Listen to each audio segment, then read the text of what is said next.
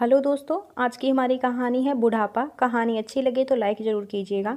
टीटू अपने दादा और दादी का बहुत ही लाडला था और टीटू भी अपने दादा और दादी को अपने माँ बाप से भी ज़्यादा प्यार करता था। टीटू के पिताजी दो भाई थे।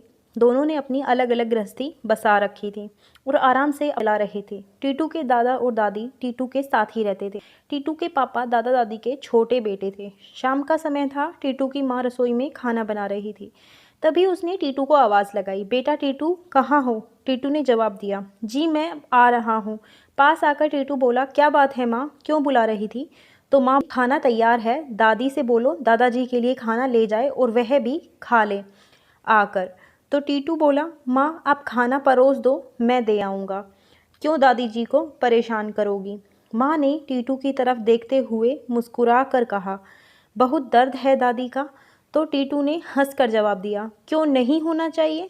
आखिर दादी बुढ़ापे में हैं, उनसे होता है क्या कोई काम? इतनी बात होते ही उनकी माँ ने खाना परोस दिया। बेटा खाना लेकर दादा दादी के पास पहुँचा और बोला, दादाजी दादी चलो खाना खा लो। थाली रखते हुए टीटू ने पानी का जग आगे बढ़ाया और दोनों के हाथ साफ करा कर खाना खिलाने लगा। तभी उनके दादाजी, आह टीटू क्या हुआ दादाजी? कुछ नहीं, बाजरे की आटे की रोटी है ना तो मेरे दांतों से कटती नहीं। क्या करें, बुढ़ापे के दांत जो हैं। ये आपने पहले क्यों नहीं बताया? मैं गेहूं के आटे की रोटी माँ से कहकर बनवा देता। मुझे लगा शायद सर्दियों की मौसम की वजह से आपको बाजरे की आटे की रोटी पसंद है, इसीलिए माँ ने बनाई होगी। नहीं बेटा, मुझसे तो यह रोटी कटती ही नहीं। मैंने तो पहले भी कई बार दादी से मना करवाया था, पर बहू ने ध्यान ही नहीं दिया। इतना सुनते ही टीटू को बहुत बुरा लगा कि जानते हुए भी माँ ने दादाजी के लिए बाजरे की रोटी बनाई। टीटू आप थोड़ी देर रुको दादाजी, मैं माँ से कहकर गेहूं के आटे की रोटी बनवा कर लाता हूँ। दादाजी बोले, अरे रहने दो बेटा, कहाँ अब अपनी माँ को परेशान करोगे? हम लोग यही खा लेंगे और वैसे भी हम तो रोज़ ही यही खाते हैं। कहते हुए दादा और दादी ने खाना खा लिया। किस तरह दोनों खाना खा रहे थे, टीटू दुखी मन से उन्हें देख रहा था। टीटू कोई बहुत बड़ा नहीं था, वह सिर्फ 10 साल का छोटा सा बच्चा था। तब तक दादा और दादी जी दोनों खाना खा चुके थे। टीटू थाली बर्तन लेकर अंदर गया तो देखा कि माँ खाना बनाकर रसोई समेट रही थी। बेटे को देखकर बोली, चल अब टीटू तू भी खाना खा ले, और थाली परोस कर बेटे के आगे बढ़ा दी। थाली को देखते ही टीटू को बहुत तेज गुस्सा आया, क्योंकि थाली में गेहूं के आटे से बनी हुई रोटियां थी। देखते ही बोला, मुझे नहीं खाना खाना।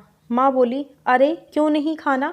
खाने का तो समय है, खाना खा लो, भूख लगी होगी। चिल्लाकर बोला, ऐसा क्यों करती हो माँ, आप बहुत बुरी हो। मेरे लिए गेहूं के आटे की रोटियां बनाई और दादाजी और दादी के बाजरे की आटे से रोटियां बनाई हैं। आप जानती हो ना, बुढ़ापे की वजह से रोटियां उनसे नहीं कटती हैं। तो माँ बोली, मैं क्या करूं, इतनी महंगाई में कहाँ से लाऊं सबके लिए गेहूं? तो टीटू बोला, उन दो लोगों से ही आपके सारे गेहूं खत्म हो जाते हैं क्या? कल से आप मेरे हिस्से की गेहूं के आटे की बनी रोटी दादाजी और दादी को दे देना, और उनके हिस्से की रोटी जो कि आप बाजरे से बनाती हो वह मेरे लिए रख देना। रोते हुए बोला, अगर आपने ऐसा नहीं किया तो जब मैं बड़ा हो जाऊंगा तब मैं भी यही आपके साथ भी करूंगा।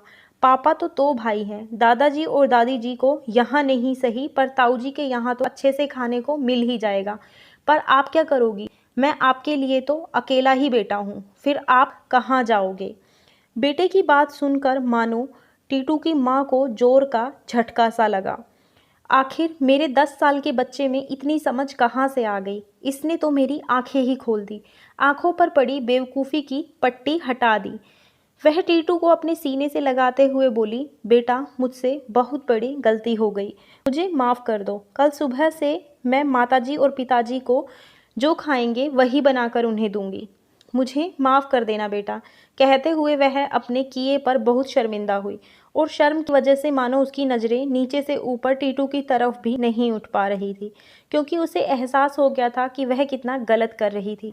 उससे ज़्यादा समझदार तो उसका 10 साल का बच्चा टीटू है, जिसमें बुढ़ापे की कगार पर चल रहे माँ बाप की परेशानी को समझा, जो कि वह अभी तक नहीं समझ पा रही थी।